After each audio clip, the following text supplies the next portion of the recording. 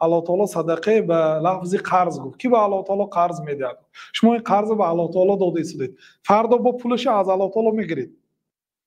قرض از کی میگیرید؟ از الله تعالی میگیرید. قرض دادید به الله، از الله میگیرید، با اضافگیش، با پرسنتاش میگیرید، از الله میگیرید. بنابراین به این آدم‌ها شما کار نداره دعا کنید یا پول دادم عقل رحمت نگفت، چند بار زکات دادم یک بار خیر رحمت نمیگفت.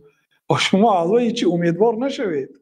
لا نريد منکم جزاء ولا شکورا، ما از شما نه شکر میخواهیم نه جزا، نه دعای و نه سپاس.